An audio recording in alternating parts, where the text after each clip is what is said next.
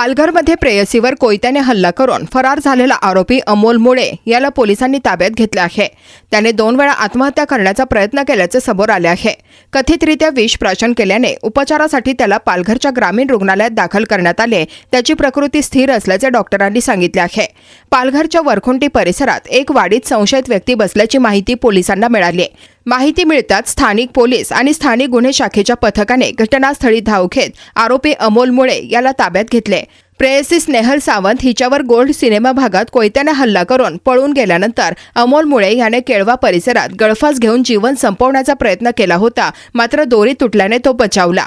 त्यानंतर त्याने कथितरित्या विष प्राशन करून आत्महत्येचा दुसरा प्रयत्न केल्याची माहिती समोर आली आहे। सध्या पालघर पोलीस या संपूर्ण प्रकरणाचा सखोल तपास करत असून हल्ल्यामागील सर्व पैलूंची चौकशी सुरू आहे।